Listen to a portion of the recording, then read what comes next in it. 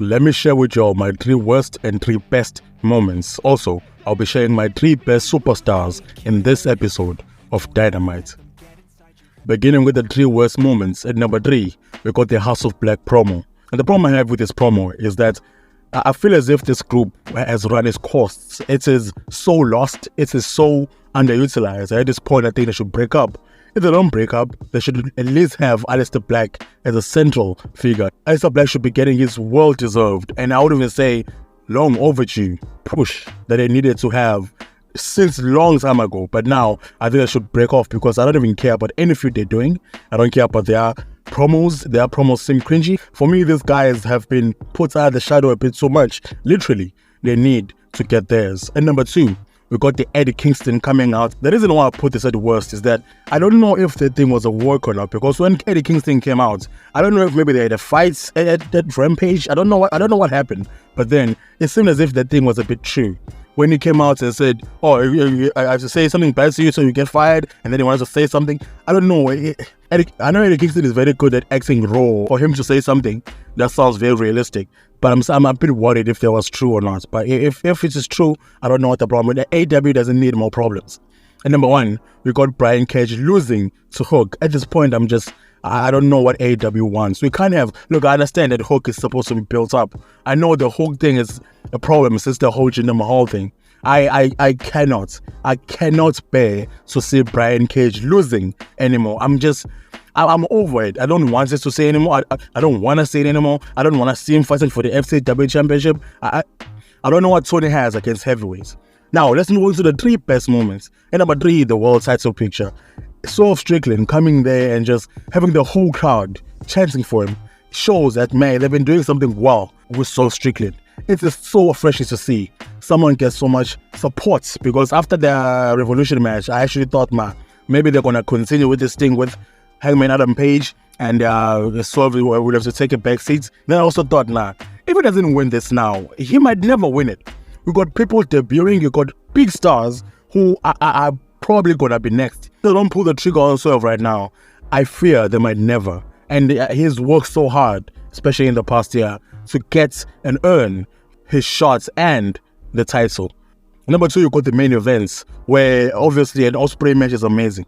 Such an amazing match. So many great moves, so many maneuvers, so many near falls. These guys have such chemistry. And I also thought, I think he said it in the press conference that he can't do it without a great partner, and this guy was a great partner. But I have to say, I'm a bit worried that they're making Ospreay big champions. I'm not a fan of that, and I think they should have waited to make Ospreay fight him, because they have a history, and their history could be built into a storyline.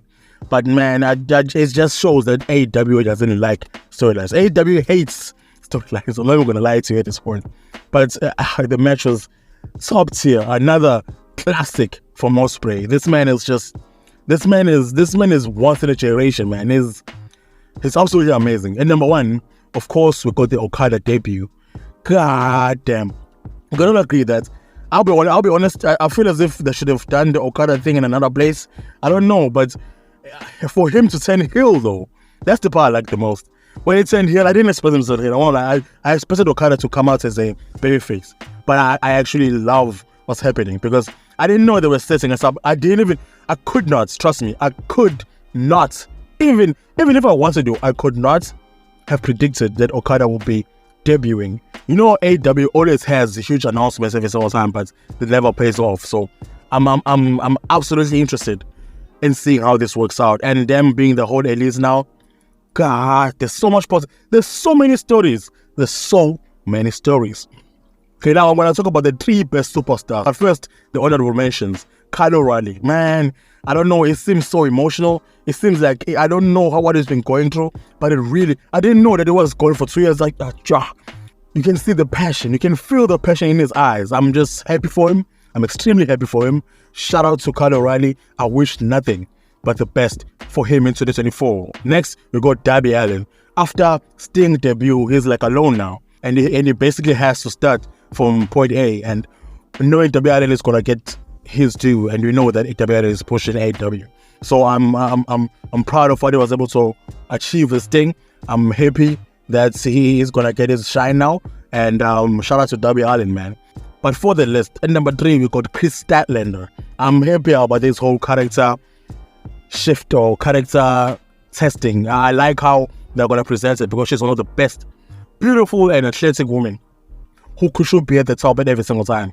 She is one of the best experts in AEW, and I'm extremely interested in seeing how this whole Stokely situation is going to develop with Willow, also with Stokely. I wonder how they're going to make that whole dynamic. I wonder how they're going to build Chris Statlander to be a bigger star, and how this is going to be a build-up to a story of some sort, not just fighting, you know what I mean? But for that, I truly shows one of the standouts for me in this episode of Dynamite. Number 2, we got Swerve Strickland. Swerve Strickland has done so much. I'm so proud of him.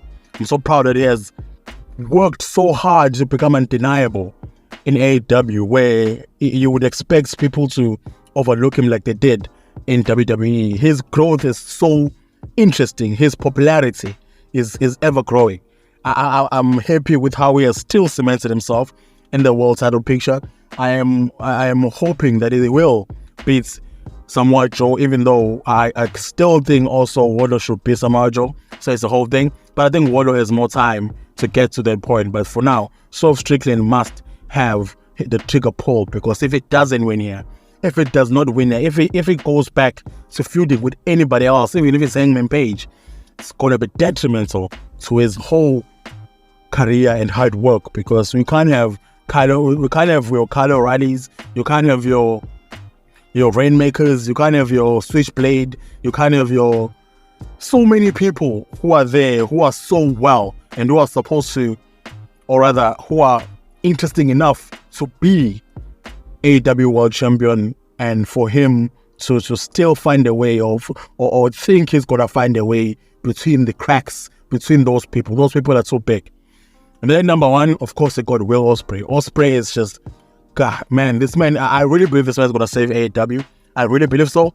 I don't know how they're going to develop him story-wise, but already they've messed up.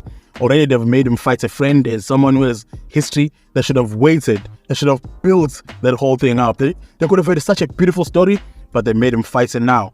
And they made him beat a whole TV champion too. I'm not a fan of that. I wish Tony can, I don't know, I'm not sure. Having these matches, these once in a lifetime matches, these dream matches mean nothing. It's just a weekly thing. It's pissing me off. So, but ultimately, Will Ospreay won the Dynamite this week. Shout out to Will Ospreay. If you guys agree or disagree with any of these lists, please leave a like. Please leave a comment. It will mean so much to me. I'll answer as many comments as I possibly can.